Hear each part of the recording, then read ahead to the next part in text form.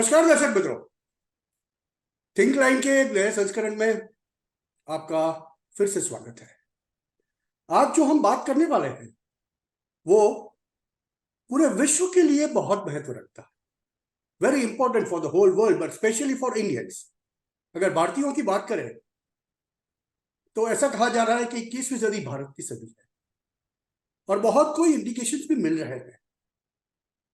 There are many Indians who say that there is not a time that is that far when we will see a 82 rupee a dollar will sell at 3 rupee a dollar. De-dollarization की बात भी काफी जोरों शोरों से चल रही है, but whether it is a dream or will it become a reality one day? यहां पर हम बात करेंगे, हमारे जो गेस्ट है आज के डॉक्टर अंकित शाह। तो वो कोई तारुफ के for him there is no need for an introduction. People who know economics, who know geopolitics, who understand Sanatani economics and what Sanatani economics is, know that very well. उनकी जो पुस्तक है जियोपॉलिटिक्स, डिकोडिंग इंटेंस, देखो decoding intense, हर एक चीज में ये intent शब्द बहुत महत्व रखता है, और कब होगा, कैसे होगा, and why it will happen, ये सबसे बड़ी महत्व की बात। हम अंकित शाह जी से जानेंगे आज कि जो बदलते हुए विश्व की प्रवाह है, changing world order, where they will lead us to, and whether we are at the right place at the right time or it was a fate accompli, होना ही था, और ये सदी भारत की है। आज जब हम बात कर रहे हैं, आज के दिन में हम देख रहे हैं कि प्रधानमंत्री नरेंद्र मोदी जी फ्रांस में बड़े बड़े सुरक्षा सौदे कर रहे हैं। 3 सबमरीन आ रही है, 26 और रफाल आ रहे हैं, जो मराइन रफाल से।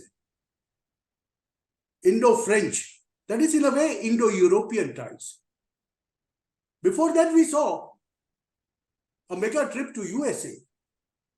और इस संदर्भ में भी जानना चाहेंगे अंकित जी से कि आज की अमेरिकन इकोनॉमी और आज की भारतीय इकोनॉमी दोनों कहां पर है, और क्यों, अगर यह उथल पाथल होना है तो कैसे होगा और कब होगा?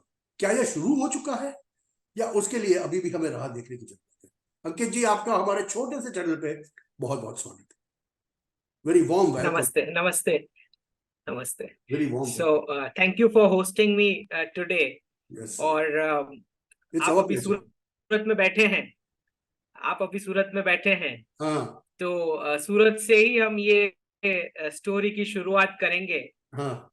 कि पाउंड जो था British pound as a single country reserve currency, उसके एस्टैब्लिश होने का स्टार्टिंग पॉइंट था सूरत। हाँ। तो ब्रिटिशर्स आए थे सूरत में और उन्होंने ईस्ट इंडिया कंपनी की स्थापना की, और वो स्टार्टिंग पॉइंट से आप जानते हैं कि कैसे गुजराती बिजनेसमैन फिर मुंबई शिफ्ट हुए और मुंबई को एक ऑल्टरनेट के तौर पे विकसित किया गया, और फिर जो एक पूरा पॉलिटिक्स भी बीच में चला, जहां आप जानते हैं कि सूरत को आर्टिफिशियली नीचे रखा गया मुंबई को प्रॉप अप करने के लिए, आप जानते ही हैं। और फिर कैसे मुंबई स्टेट में से महाराष्ट्र का कार्व आउट किया गया। ठीक, तो ये पूरी जो लास्ट 300-400 इयर्स की जो ये कॉलोनियल हिस्ट्री रही, जिसमें हम जानते हैं कि सिंगल कंट्री रिजर्व करेंसी का रोल पाउंड और फिर बाद में डॉलर का, जिसमें वर्ल्ड वाइड वो सारी सिटीज आर्टिफिशियली प्रॉप अप की गई, जैसे कैलिफोर्निया हो गया, न्यूयॉर्क हो गया, शिकागो हो गया। बिल्कुल वैसे यहाँ पे मुंबई, पुणे, हैदराबाद, चेन्नई, बैंगलोर, दिस सिटीज। तो एक जो फियाट डॉलर जिसको हम बोलते हैं, उसके एनआरआई के रेमिटेंसेस, दूसरा एक्सपोर्ट, तीसरा आउटसोर्सिंग वाले प्रोजेक्ट्स। ठीक, इन सब के चलते ये सारी सिटीज जो जिनको हम आज urban metro cities, tyre 1 cities बोलते हैं, वर्ल्ड वाइड, ना सिर्फ इंडिया में, वर्ल्ड वाइड ये सारी फियाट डॉलर सिटीज खड़ी हुई। और इसको खड़े करने के लिए जो मैंने आपको रेमिटेंसेस बताए, बिल्कुल वैसे जैसे सूरत के एक ऑर्गेनिक बिजनेस एंटरप्रेन्योरशिप को सप्रेस किया गया, बिल्कुल वैसे वर्ल्ड वाइड इंक्लूडिंग यूएस में भी वो सारे sectors, manufacturing, farming, right, agriculture जिसको हम बोलते हैं, फूड प्रोसेसिंग, लॉजिस्टिक्स, डिफेंस, ये सारे सेक्टर्स को तबाह कर दिया गया। प्रेशियस मेटल्स, इन सबकी वैल्यूएशन तबाह कर दी गई सिर्फ और सिर्फ फियाट डॉलर को चालू रखने के लिए। तो इसका जो ये पूरा प्रोसेस था, जिसको हम बोलते हैं कि डीमोनेटाइजेशन, तो डीमोनेटाइजेशन कैसे होता है? आपको फिजिकल गोल्ड और सिल्वर कलेक्ट करना है, उसी से आप किसी रिजर्व करेंसी को चेंज कर सकते हो। तो पाउंड को चेंज करके जब यूएस डॉलर नया रिजर्व करेंसी बना, तो यूएस ने पूरा फिजिकल गोल्ड एक्यूमुलेट करना शुरू किया in the second world war. तो यूरोपियन एलाइज से वॉर सप्लाईज के एक्सचेंज में गोल्ड लिया, और एक बार जब पूरा गोल्ड एक्यूमुलेट हो गया तो पाउंड को हटा के US dollar became the new reserve currency.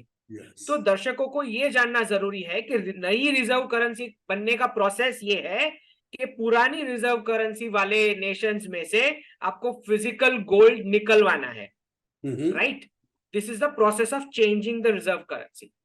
तो ये जो पूरा एक डॉलराइजेशन का प्रोसेस चला वर्ल्ड वाइड, जहां पे से सपोज 5 फ्रेंड्स हैं, 5 फ्रेंड्स होटल जा रहे हैं, खाना खा रहे हैं, तो यूएस वाला फ्रेंड बोल रहा है एक काम करते हैं, होटल का बिल हम डॉलर में पे करते हैं। ठीक, बाकी सारे फ्रेंड्स बोले ठीक है, ये पे कर रहा है, करने दो, सब खुश हो गए। फिर यूएस वाले फ्रेंड ने बोला कि हम पांचों एक दूसरे से जो भी ट्रांजैक्शन करेंगे वो भी डॉलर में करेंगे। तो सब फ्रेंड्स थे, सब मान लिए बात, राइट। कुछ नहीं मान रहे थे तो उस पर मिलिट्री माइट का इस्तेमाल हुआ, राइट। फिर कुछ देर मतलब समझ में आया कि कैसे 180 नेशंस ने अपनी करेंसी की डिमांड खुद खत्म कर दी और डॉलर को ऊपर लेके गए। फिर कुछ देर बाद यूएस फ्रेंड ने बोला कि अब क्योंकि सबको वर्क करके डॉलर अर्न करना है, तो बाकी सारे फ्रेंड्स जो हैं उनको 12-12, 14-14 घंटे काम करना पड़ रहा है। वेस्ट में लोग वीकेंड ऑफ ले रहे हैं, ठीक है, तो फिर भी नहीं पूरा हो रहा स्लॉगिंग करने के बाद। तो अब 2 फ्रेंड हैं, वो बोल रहे हैं कि भाई हमको तो अब डॉलर में लोन्स लेनी पड़ेगी। तो यूएस वाले फ्रेंड ने बोला चलो 2 इंस्टीट्यूशन खड़ी कर देते हैं, क्या बात है, वर्ल्ड बैंक और आईएमएफ, वहां से डॉलर लोन ले लो, ठीक है। तो सबने लोन्स लेना शुरू किया। फिर पता चला कि इसके बाद भी काम पूरा नहीं हो रहा है, ठीक है। तो 2 फ्रेंड बोल रहे हैं कि भाई देखो भाई हमको तो ये नहीं सेट हो रहा है ये चीज। तो एक के पास वेपन्स ऑफ मास डिस्ट्रक्शन, और दूसरा एक जो फ्रेंड है लीबिया वाला गद्दाफी, वो तो एक अफ्रीकन यूनियन बनाने चला। तो दोनों का आपको पता ही है कि क्या क्या अंजाम आया है। तो उसके बाद जो डिडॉलराइजेशन के प्रोसेस जिन्होंने भी ट्राई किए उनके साथ ये हुआ। अब जो है इनको जैसे 50, 60, 70s में पता चला कि एक ऐसी कंट्री है इंडिया जो 27% ऑफ वर्ल्ड जीडीपी दे रही थी फॉर 1700 साल। That rich this country was. तो इसके एग्रीकल्चर और एंटरप्रेन्योरशिप सेक्टर में से लोग निकल ही नहीं रहे। तो उन्होंने बोला कि चलो एक वेव चलाते हैं इंडिविजुअलिज्म और फेमिनिज्म का, और उस वेव के चलते जो भी उसमें बेवकूफ बने सबने अपने पेरेंट्स और ब्रदर सिस्टर्स से अपना हक मांगा, फैमिली का, जॉइंट फैमिली का कॉर्पस तोड़ दिया, एग्रीकल्चर सेक्टर तबाह कर दिया, और वो कैपिटल लेके यही अर्बन सिटीज में आ गए, और वो कैपिटल कंपनीज के हाथ में थमा के खुद जॉबर्स बन गए, ठीक है।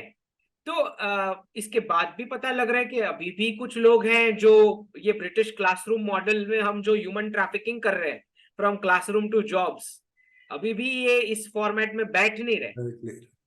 तो फिर उन्होंने एक टैक्स सेक्टर खड़ा किया 1971 के फियाट डॉलर के बाद, जब निक्सन ने अनपैक कर दिया गोल्ड स्टैंडर्ड से। तो फिर एक टैक्स सेक्टर का बर्थ हुआ। बोले चलो एक काम करते हैं कि कुछ कुत्तों के कुछ बिस्किट्स बांटते हैं कुछ नेशंस को, तो चल जाएगा। तो ये किया गया। तो उसी में आउटसोर्सिंग के सारे प्रोजेक्ट्स ये सब उसी में एस्टैब्लिश हुए, जहाँ पे छोटे छोटे बच्चे जो अभी फ्रेशर ही हैं ज्वाइन करते ही फादर के 25-30 साल के एक्सपीरियंस से ज्यादा सैलरी लेना शुरू कर दिए, क्योंकि वो डायरेक्ट वहां से प्रिंटिंग मशीन से आ रहा है। उसके बाद भी नहीं हो रहा है, तो पता चला कि ई कॉमर्स सेक्टर को फंडिंग दी गई वॉल स्ट्रीट फाइनेंस और वहां से सिलिकॉन वैली से, कि आप कॉस्ट से कम में प्रोडक्ट बेचें, देखते हैं सबकी एंटरप्रेन्योरशिप तबाह करेंगे। ठीक है, तो एक ये पूरा ब्रिटिश बिना प्रॉफिटेबिलिटी के ये सेक्टर्स चल रहे थे, ई कॉमर्स स्टार्टअप्स। ठीक है, क्योंकि फंडिंग वहां से आ रही थी, इंटेंशन ये था कि पूरा ऑफलाइन एंटरप्रेन्योरशिप हम तबाह कर देंगे, क्योंकि प्रॉफिट का तो है ही नहीं मोटिव, जब मोटिव ही कुछ और है। ठीक, तो ये सारी बदमाशियां चली और लोगों, अब सारी कंट्रीज को पता लग गया है कि ये सब क्या चल रहा था। ठीक है, तो आई एम नॉट सरप्राइज्ड कि डी डॉलराइजेशन पे सब कंट्रीज अब अलाइन हो चुकी है, क्योंकि सबको समझ में आ गया कि ये क्या हुआ। तो 1971 में, उससे पहले जो वियतनाम वॉर हुआ, तो एलाइज ने बोला यूएस को कि हाँ, एक काम करो, आपने हमसे गोल्ड लिया था, हमें गोल्ड वापस दे दो, आपके डॉलर ले लो। तो प्रेसिडेंट निक्सन टेंशन में आ गए, उन्होंने बोला नहीं, 15 अगस्त 1971 गोल्ड कन्वर्टेबिलिटी इज ओवर, मैं नहीं दूंगा आपको आपका गोल्ड। ठीक है, क्योंकि गोल्ड वापस लेते ही Europe would have become the new reserve currency, right. तो निक्सन ने नहीं होने दिया, बोला there is no gold convertibility from now. ठीक है, तो 1973 में वो जाते हैं Kissinger Saudi Arabia, oil for security program में साइन होता है कि पूरा क्रूड ऑयल आप बेचोगे डॉलर्स में और उसके बदले हम सिक्योरिटी देंगे। तो वर्ल्ड वाइड वो सारे पॉकेट्स क्रिएट किए गए आर्टिफिशियल। हर एक हेल्दी कंट्री के बाजू में एक रोग नेशन खड़ा किया गया। ठीक है, और आपको बताता चलूं कि 1971 से पहले इंडिया में ब्लैक बुर्का नहीं था, एक भी नहीं था। ठीक है, 1971 से पहले हाईवे की दोनों साइड की प्रॉपर्टीज किसी एक कम्युनिटी के पास कभी नहीं थी, जो कि आज है। ठीक है, तो एक पूरा 1971 से पहले साउथ एशिया वर्ड कभी नहीं था। ठीक है, तो ये सब हुआ है। तो पूरा एक रेडिकलाइजेशन, पेट्रो डॉलर का जन्म होते ही गल्फ को बताया गया कि देखो चलो, सऊदी अरेबिया को कि तुम्हारा बाजू वाला ईरान चोर है, इंडिया को बताया गया पाकिस्तान चोर है, ठीक है, रशिया को बताया गया यूरोप चोर है, चाइना को बताया गया ताइवान, जापान और कोरिया चोर है। तो ये हर जगह दो बकेट्स खड़े किए गए कि दोनों बकेट्स क्लैश करते रहे। एक एक बकेट को हम सैंक्शन करेंगे, दूसरे बकेट को आर्म्स और डॉलर्स देंगे चाप चाप के। ठीक है, ये क्लैश चलता रहे और डॉलर विल कंटिन्यू, क्योंकि हेल्दी कंट्री को बोला जाएगा तेरा बाजू वाला चोर है, उसको हम सैंक्शन करने वाले हैं, उसका मतलब ही ये होता है कि तुमको तो डॉलर के साथ कंटिन्यू करना ही पड़ेगा। ठीक, तो ये टू बकेट थियरी चली। 1979 में डेंग शियाओपिंग गए कार्टर के पास यूएस। कार्टर ने बोला कि एक काम करो, तुम तुम्हारा डोमेस्टिक कंजम्पशन खत्म कर दो तो मैं टेक्नोलॉजी देता हूं तुमको। डेंग शॉपिंग वापस आए, चाइना में डिक्लेयर कर दी सिंगल चाइल्ड पॉलिसी। ठीक, उसके एवज में मिली टेक्नोलॉजी। अब अब क्या होता है कि पूरा पोलराइज कर दिया गया वर्ल्ड कि एशिया जो है वो मैन्युफैक्चर करेगा, हम तो बस नोट चापेंगे। पोल्यूशन एशिया में होगा, प्रोडक्ट, फाइनल प्रोडक्ट कंज्यूम हम करेंगे। ठीक है, तो ये एक पूरा चला। तो सारा रिजर्व करेंसी का बबल जाके टैक्स सेक्टर में बैठ गया, क्योंकि उसका बर्थ ही वही हुआ था, सर्विस सेक्टर का जन्म ही वही हुआ 1971 के बाद। उससे पहले तो कोई सर्विस सेक्टर नहीं था, ये जो जॉब मॉडल था जिसमें हम तो एंशिएंट इंडिया बिलीव ही नहीं करता, ठीक है, ब्रिटिश क्लासरूम फॉर्मेट में। तो ये पूरा चला और यूरोपियन एलाइज को पता लग गया कि ये बदमाशी चल रही है। तो यूरोपियन एलाइज ने बोला कि let's launch our currency euro 1999। अब हो गया यूएस डॉलर पैनिक में। तो यूएस बोलता है कि चलो एक काम करते हैं कि पहले यूएस बैंकिंग में रेगुलेशंस लाते हैं। तो ग्लास स्टीगल एक्ट की जो रिक्वायरमेंट्स थी कि कमर्शियल बैंकिंग और इन्वेस्टमेंट बैंकिंग को अलग रखना, वो उन्होंने दोनों मिक्स कर दी। तो अब जैसे ही अमेरिकन पैसे डालता है बैंक में, तो पूरा स्वीप होके बैंक के अलग अकाउंट में जाता है, वहां से स्पेक्युलेटिव ट्रेड में इस्तेमाल होता है। तो ऐसे पूरा एक टेक सेक्टर का बबल क्रिएट हो गया। अभी अभी still they are in panic. तो नाटो के जरिए उन्होंने यूरोजोन को युगोस्लाविया कॉन्फ्लिक्ट में घसीटा और यूरो की वैल्यू नीचे ले गए। यूरोपियन एलाइज को पता लग गया कि हमारे साथ तो ऐसी बदमाशी हो गई, तो उन्होंने बोला अब हम नहीं करेंगे एक भी सेविंग्स डॉलर या यूएस ट्रेजरी में, अब हम यूरो करेंसी में ही सेविंग्स पार्क करेंगे। तो इसके चलते पूरा जो आईटी सेक्टर है वो क्रैश हो गया, .com क्रैश, जिसको 2002 वाला, जिसमें 78% वैल्यूएशन टेक सेक्टर की चली गई। This was the impact of the first ever de dollarization. ठीक है। और क्योंकि अब यूरोपियन एलाइज पार्क नहीं कर रहे सेविंग्स, तो चाइना को यूएस लेके आया वर्ल्ड ट्रेड ऑर्गेनाइजेशन में, सारे बेनिफिट्स दिए, अब तुम बनोगे वर्ल्ड की मैन्युफैक्चरिंग फैसिलिटी, सब बेनिफिट्स आपको मिलेंगे, उसके बदले सेविंग्स पार्क करोगे तुम यूएस डॉलर और ट्रेजरी में। ये डील हुई चाइनीज कम्युनिस्ट पार्टी के साथ। ठीक है। फिर आता है 2008 क्राइसिस, क्योंकि फियाट डॉलर का पंपिंग इतना ज्यादा हो चुका कि फैमिली इंस्टीट्यूशन आपने डिस्ट्रॉय कर दिया। वेस्ट में हर एक फैमिली मेंबर एक दूसरे से मिसबिहेव कर रहा है, क्योंकि लोन बड़े कम रेट पे मिल रही है। पेरेंट्स बच्चों को निकाल देते हैं 15-16 साल की एज में, क्योंकि स्टेट केयर करने वाला है, मेडिकेड और ये सब देके नोट छाप के, तो बच्चों को निकाल दिया, बच्चे कम रेट पे लोन लेके लाइफ स्टार्ट कर रहे हैं। तो इसमें जो पूरा क्राइसिस 2008 वाला जो हुआ फाइनेंशियल क्राइसिस, उसमें से बाहर निकलने के लिए वापस वही काम किया उन्होंने, प्रिंटिंग ऑफ नोट्स, एक ही आता है उनको। इस बार जो प्रिंटिंग हुई उसमें पूरा मिडिल ईस्ट का गवर्नमेंट गिरना शुरू हो गया, जो इन्फ्लेशन पास हुआ उससे, जिसको हम अरब स्प्रिंग बोलते हैं 2011। ठीक है। अब मिडिल ईस्ट को पता लगा कि ये तो पूरा हमारा 50% crude oil wealth Indian subcontinent और मिडिल ईस्ट को रेडिकलाइज करने में वेस्ट हम कर चुके हैं, और सेविंग्स में हमारे ऐसी करेंसी पड़ी है which is backed by nothing, printed out of thin air. तो अगर 15-20 साल का क्रूड ऑयल स्टॉक ही सिर्फ बचा है और सेविंग्स ऐसी करेंसी में है which is backed by nothing, तो हमें तो ऊंट पे जाना पड़ेगा। तो अब ये जो रियलाइजेशन आया, और 2014 में जैसे प्राइम मिनिस्टर यहाँ पे आए, नई गवर्नमेंट बनी, तो गल्फ को एक अपॉर्चुनिटी दिखी कि अब करते हैं डी रेडिकलाइज और डी डॉलराइज। तो सबसे पहली विजिट होती है 2015 में, जब यहाँ पे इनटॉलरेंस वाला मुद्दा छिड़ा था। तो यूएई के प्रिंस आते हैं, प्राइम मिनिस्टर से मीटिंग होती है, वापस जाते हैं और वहां पे टॉलरेंस मिनिस्ट्री स्टार्ट करते हैं यूएई में। ठीक। फिर वो अपने प्रिंस को यहाँ भेजते हैं, जो 3 दिन तक दिल्ली रुके, उनको अक्षरधाम ले गया। वहां पे शायद डिसाइड हुआ कि पूरा अगर गल्फ हमें डी रेडिकलाइज करना है तो मंदिर, आयुर्वेद और योगा, ये एक ही रास्ता बचा है। ठीक। तो उसी के चलते पूरे गल्फ में ये जो पूरा एक डी रेडिकलाइजेशन का और डी डॉलराइजेशन का प्रोसेस स्टार्ट होता है, जहां पे ब्रिक्स की सारी countries, Brazil, Russia, India, China, ये सारी कंट्रीज, साउथ अफ्रीका, इनकी सेंट्रल बैंक्स ने गोल्ड एक्यूमुलेट करना शुरू किया, क्योंकि प्रोसेस तो वही है, अगर आपको रिजर्व करेंसी चेंज करना है, you have to start collecting gold. ठीक है। तो सारी सेंट्रल बैंक्स ने गोल्ड कलेक्ट करना शुरू किया। प्राइम मिनिस्टर ने सबसे पहले तो देखा कि क्योंकि Indians have the highest per capita gold in this world, मैं वही कहने जा इतना रहा था, गोल्ड है, यस, 50% से ज्यादा इतना गोल्ड है, यस। हाँ, तो हमारे पूरा सेंट्रल बैंक्स, पूरे वर्ल्ड की सेंट्रल बैंक्स के पास नहीं है, उतना इंडियंस के पास है, because this is the Sanatan wisdom. ठीक है।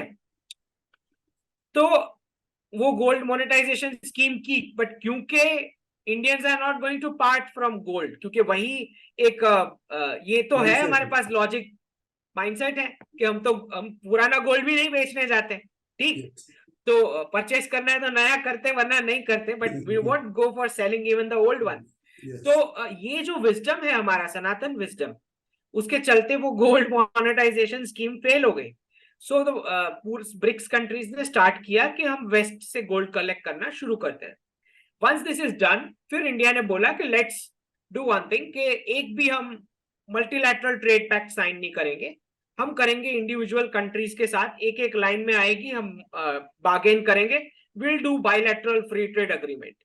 क्योंकि जहां भी हम मल्टीलैटरल पैक्ट्स में जाते थे, वहां डॉलर बाय डिफॉल्ट बैठ जाता है, ठीक है, because more than one country, two countries, right.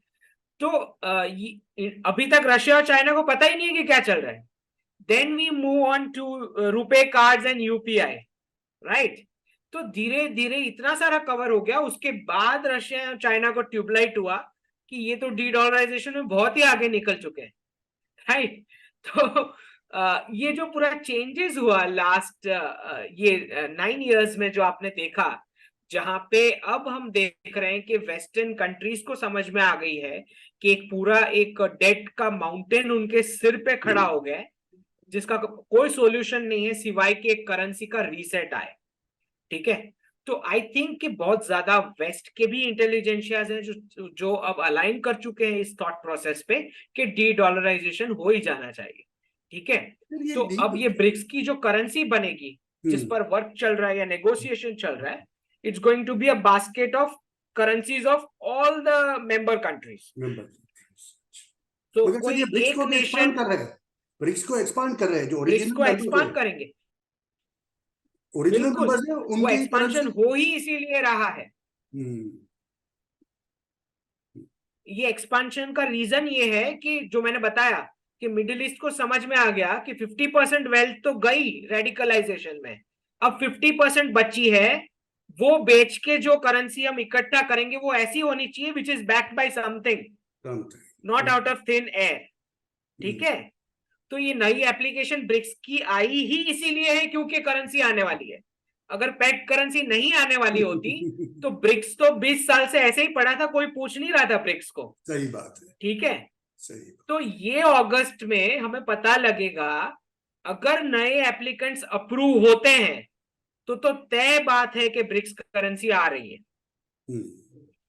चाहे कुछ भी, कोई कुछ भी कमेंट करे या मीडिया में कुछ भी छपे, अगर नए एप्लीकेंट्स को मेंबरशिप मिली ब्रिक्स में और वो अगर गल्फ ऑयल वाली कंट्रीज है तो पक्की बात है कि नई करेंसी आ रही, ठीक। अच्छा, दूसरा क्वेश्चन ये आता है कि करेंसी फेल हो या सक्सेस हो वो तो पूरी अलग बात है, उसके बावजूद डी डॉलराइजेशन तो तय है, क्योंकि ये जो ट्रांजिशन होता है करेंसी का, वो from dollar trade to national currency trade, from national currency trade to mix trade, और मिक्स ट्रेड के बाद फाइनल जो है वो ब्रिक्स करेंसी ट्रेड, ये ट्रांजिशन के स्टेप्स है। तो जो अभी सेकेंड स्टेज जो होता है नेशनल करेंसी ट्रेड वाला, उसमें सपोज इंडिया और श्रीलंका ट्रेड कर रहे हैं, वो दोनों एक दूसरे की करेंसी में कर रहे हैं, इसको नेशनल करेंसी ट्रेड बोलते हैं। मिक्स ट्रेड वो होता है which is higher level, which is India is buying Russian oil in Chinese yuan, this is second stage. फिर आखिरी स्टेज आता है which is the BRICS currency, ठीक है। तो सारी कंट्रीज अभी सेकेंड स्टेज पे पहुंच चुकी है, right.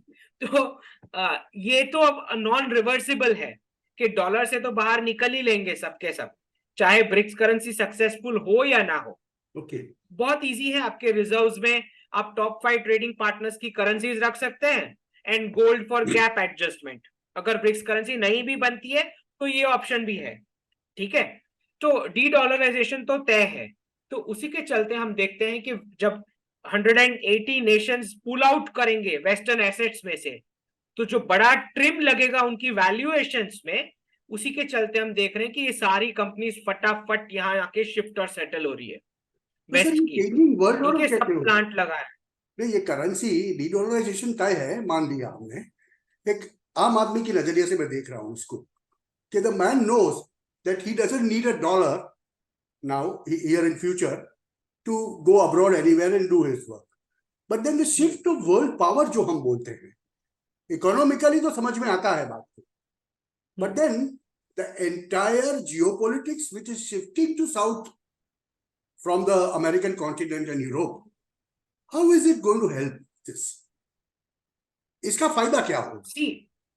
See, one thing that you have to understand कि जो स्पेंडिंग पावर होता है करेंसी का, उसी के बेस पे जियोपॉलिटिक्स पूरा सेट होता है, राइट। कोई भी economics based on economics, pure economics, ठीक है। अब जब इनकी पूरी सारी इकोनॉमीज इन्होंने बर्बाद कर दी, जो फियाट डॉलर और फियाट यूरो छाप के, विच मीन्स कि उनकी फैमिली इंस्टीट्यूशन का बैकिंग नहीं है, उनका ग्रेजुएशन आते आते 2-3 पेरेंट्स उनके चेंज हो जाते हैं, ठीक है, प्रोडक्टिविटी नहीं है। अब क्योंकि वो fiat dollar was a reserve currency, तो वो इमिग्रेंट ब्रेन बाकी के नेशन से परचेज कर सकते थे, ठीक है, which will now not be possible. Okay, अब वो जो सोशल बेनिफिट्स दे रहे थे, नाउ नो मोर पॉसिबल, जब प्रिंटिंग मशीन बंद हो जाएगा। ये जो गूगल, अमेजॉन या फेसबुक, ये सब इनोवेशन इसलिए हो पाया क्योंकि वो प्रिंटिंग मशीन से छाप छाप के लो रेट ऑफ इंटरेस्ट में अपने बिजनेसमैन को बांट सकते थे। Now this won't be possible, ठीक है। तो जब अब उनको सरवाइव करना है, तो एक तो उनको कंजम्पशन वाला मार्केट चाहिए और ह्यूमन रिसोर्स वाला मार्केट भी चाहिए, if they want to survive. अब क्योंकि इनके सारे बर्थ रेट्स खत्म हो चुके हैं, ये फैमिलीज को इतनी तबाह कर चुके हैं, मैरिज और फैमिलीज को, कि अब इट्स नॉट पॉसिबल। जापान पूरा एज कर चुका है। चाइना को इन्होंने सिंगल चाइल्ड पॉलिसी करवा के फ्रॉम 2029, जो मैं बोलता हूं कि 4-1 crisis, there will be 40 million man without any woman to marry, 40 million. आप समझ सकते हैं किस प्रकार का सोशल क्राइसिस आने वाला है चाइना में from 2029, thanks to the dollar. इसीलिए Pakistani women are being attracted. So they became Yes.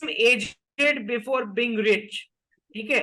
40 साल वर्ल्ड की मैन्युफैक्चरिंग फैक्ट्री बन के शी जिनपिंग को समझ में आया कि I made only 3 trillion in profits, 3 trillion in reserves, जबकि यूएस गवर्नमेंट 14 ट्रिलियन डॉलर्स छाप के दे दिए American to spend for free during the last 3 years।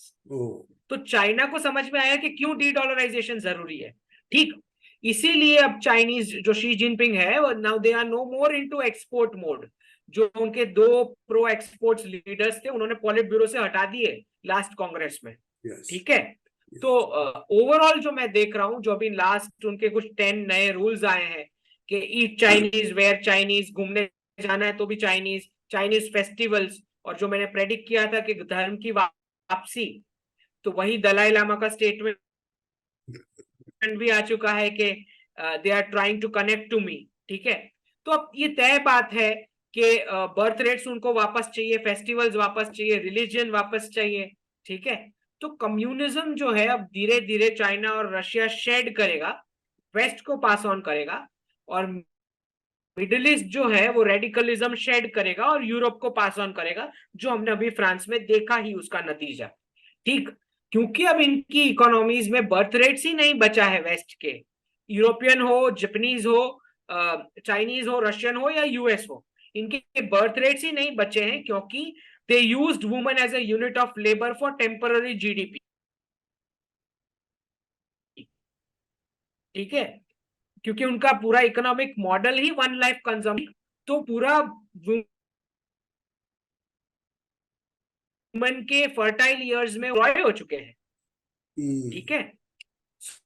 So the now only solution that this company see is shifting and settling to India. इसीलिए हम देख रहे हैं कि वो आते हैं, प्राइम मिनिस्टर से मिलते हैं, इंडिया हेड, बिजनेस हेड, वो भी होते हैं मीटिंग में, फिर वो वापस जाते हैं वेस्ट में, वहां जाके ऑफिस क्लोज करते हैं, ले ऑफ अनाउंस करते हैं, ठीक है। तो ये तो अब क्लियर हो चुका है कि India is going to be the next power, this is going to be the Indian century, उसमें अब कोई डाउट ही नहीं सर। मगर मैं आम लोगों की बेनिफिट के लिए आपसे ये पूछना चाहूंगा कि हाल के at present when you see American economy, US economy, and you see Indian economy, where do both of them stand? Their depths are very, very different. Their economic size is very, very different. But still, how can you comprehend with this two?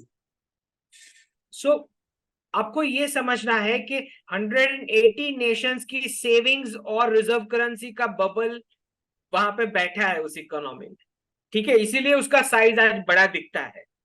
जब ये accumulated reserve currency bubble जब burst होगा, जो हम जानते हैं कि जिस प्रकार का बैंकिंग क्राइसिस अब आगे आने वाला है, स्टॉक मार्केट क्राइसिस और बैंकिंग क्राइसिस, उसी के चलते वो सारी कंपनीज आज यहाँ पे गिफ्ट सिटी गुजरात में लिस्ट कर रही है अपने शेयर्स, क्योंकि वो जानते हैं कि वहां से वैल्यूएशंस हट जाने वाली है। So it's a migration, basically migration from one place to another place, from one side of the earth to other side of the earth. Yes, that's what we are looking at. तो ये पूरे decade में हम देखेंगे ना सिर्फ migration, आप ये भी देखोगे कि उनकी जो टॉप मैनेजमेंट लीडरशिप है वो भी चेंज होगी, from a white to an NRI and from a NRI to a resident Indian. Okay. तो यहीं से वो ऑपरेट करेंगे global heads. I will not be surprise. और क्योंकि जो मैंने बताया आपको कि Surat was the starting point of pound as a single country reserve currency, तो जब ये रिवर्सल हो रहा है तो मुझे बिल्कुल सरप्राइज नहीं होगा अगर मुंबई से अपर मिडिल क्लास फैमिलीज वापस सूरत आएगी, और सूरत और दुबई को अल्टरनेट बेस बनाएगी। कॉर्पोरेट हेडक्वार्टर शिफ्ट होकर अहमदाबाद आएंगे। स्टॉक एक्सचेंज तो गिफ्ट सिटी में आ ही रहा है, और बिल्कुल वैसे जैसे वहां पे कैलिफोर्निया के कमर्शियल स्पेसेस खाली हो रहे हैं, यहाँ पे बैंगलोर के कमर्शियल स्पेसेस खाली होंगे। ठीक, बिकॉज इट्स गोस पैरेलल, ये वर्ल्ड वाइड होगा, सिर्फ हमारे लिए नहीं हो रहा है। ठीक है, तो ये सारी टायर 1 सिटीज जो एनआरआई रेमिटेंसेस, एक्सपोर्ट्स और आउटसोर्सिंग प्रोजेक्ट्स बेस्ड है, ये डाइल्यूट होने वाली है वैल्यूएशन में, और टायर 2 और 3 सिटीज अब जंप करेगी। वो सारे सेक्टर्स अब करेक्ट वैल्यूएशन पे आएंगे। Manufacturing, farming, entrepreneurship, food processing, logistics, defence. ठीक है, ये सारे अब ऊपर आएंगे और सर्विसेज सेक्टर को हिट लगेगा। तो it's a very natural cycle, nothing to be. जैसे कैलिफोर्निया हॉलीवुड खाली कर रहे हैं कैलिफोर्निया को, बिल्कुल वैसे बॉलीवुड भी फिर धीरे धीरे खाली करेगा मुंबई, और उसका उनका एक ऑल्टरनेट बेस नोएडा में बन ही रहा है, जहां पे जेवर में वर्ल्ड का सबसे बड़ा एयरपोर्ट बन रहा है। ठीक है, नोएडा में। तो आई एम नॉट सरप्राइज, ये चेंजेस बहुत ही ऑर्गेनिक और नेचुरल है। This is not something which is pushed, it is naturally coming. One last question now, एकदम सीधा साधा सवाल, कि मैंने जो पहले कहा कि एक परिकल्पना है, लोगों की एक कल्पना है, एक ड्रीम है, 3 रुपए में डॉलर मिल जाए मेरे को। That is just a valuation. That is the Indian value going up. When will that be possible? With this present changes going on, because we have very little time, just 5 minutes. So you tell me in that, कैसे मिलेगा, कब होगा dream realise? So the first dream that I see, जब US बैठेगा repack करने के लिए dollar with commodities, जब ब्रिक्स के साथ ये नेगोशिएशन स्टार्ट होगी कि हमें अब डॉलर रीपैक करना है विथ कमोडिटीज, तो जो पेगिंग का फॉर्मूला बनता है, that is going to be the first trim. और फर्स्ट ट्रिम में ही आप पाओगे कि 82 से something it will be in the range of 65 to 70। पहले ही ट्रिम में इतना तो हो जाएगा। ठीक है, फिर बाकी 2 और ट्रिम लगेंगे, क्योंकि कोई भी करेंसी जो होती है उसकी वैल्यूएशन 3 चीज पे होती है: demand as a trading currency, demand as a savings currency, and the pegging of commodities. ठीक है, 3 सेक्शन है। सही बात। तो पेगिंग के लिए आज उनके पास वो जो बताते हैं कि हमारे पास 8000 टन गोल्ड है। ठीक है, तो पेगिंग में दिक्कत नहीं है, लेकिन वो 82 से नीचे आके 65 से 70 के बीच हो जाएगा जब पैकिंग होगा तब। फिर जो सेकंड उनका पूरा खाली है, विच इज ट्रेडिंग करेंसी वाला डिमांड, वो खाली हो जाएगा, और आखिरी जो सेविंग्स करेंसी वाला डिमांड है वो भी खाली हो जाएगा। तो वो 2 और ट्रिम लगेंगे, which is why I said कि आईएनआर के कॉन्टेक्स्ट में it should be 3 rupees by 2029। हो सकता है दूसरी करेंसीज जो वेस्ट के दूसरे नेशंस हैं जिनकी प्रोडक्टिविटी नहीं है, तो हो सकता है उनके इस कंपैरिजन में डॉलर अप हो। I am talking about INR. तो INR would be 3 INR. This is what my understanding is. If all the geopolitical factors go like what I am visualizing, तो 3 INR by 2029. ओके, दर्शक मित्रों, आपने सुना 2029, तो मतलब 2030 भी खत्म होने की बात नहीं हो रही है, अंकित जी प्रेडिक्ट कर रहे हैं। और फिर आज जो हुआ है वो दर्शकों को जानना जरूरी है। आज प्राइम मिनिस्टर ने फ्रांस में डायस्पोरा को बोला है कि बोलना मत कि मैंने बताया नहीं था, इन्वेस्ट करना शुरू करें इंडिया में, और आप जो वर्क कर रहे हैं उसकी अपॉर्चुनिटीज इंडिया में एक्सप्लोर करें। सही बात है, सही बात है। तो दर्शक मित्रों, आज you know, for Gujaratis, so many of you may be Gujaratis, my viewers, and that's why, you know, I was very persistent in asking Ankit bhai, when do you think will happen? Because, you know, in his book, he has very clearly explained the Sanatani economics and why Sanatani economics is going to rule the world again in 21st century. I think you should read it. You will get it anywhere. You know, the name is Geopolitics, Decoding Intents. ये पुस्तक आप कहीं भी हो, कहीं से भी ला के आप पढ़ के देखिए, थोड़ा सा पढ़िए। अंग्रेजी ज्यादा नहीं आती हो ना, फिर भी प्रयत्न कीजिए, डिक्शनरी लेके बैठिए। It is going to be, it is available on Amazon. Amazon, yes, Amazon पे अवेलेबल है, Amazon पे अवेलेबल है, तो आपको मिल जाएगा इजीली। और हम अंकित जी से एक प्रार्थना और करेंगे कि सर ये तो बेसिक बात हुई है जियोपॉलिटिक्स की और चेंजिंग वर्ल्ड ऑर्डर की, वर्ल्ड इकोनॉमिक्स की, how Sanatani economics works and how it should work and how it will work, इसके ऊपर हमें बात करनी है with reference to the western economy. इसके लिए हम बहुत जल्द ही उनका संपर्क करेंगे, फिर से 10-15-20 दिन में शायद उनको फिर से हम एक इनवाइट देंगे छोटा सा कि सर हमारी छोटी सी चैनल पे आइए, हमारे लोगों को इसकी भी जानकारी दीजिए। तो आज के लिए सिर्फ इतना ही। आप ये एपिसोड को लाइक करें, सब्सक्राइब करें और बहुत सारा शेयर करें। हम जानते हैं कि you people understand business and you know what a business in a successful country is, and when you become a super power, the power of doing business is something different in the world. And that also, I think you people understand. And that's why I try and bring you speakers, I try and bring you experts who understand the world, who understand geopolitics and politics. दोस्तों, आज के लिए सिर्फ इतना ही, फिर से मिलेंगे। नमस्कार।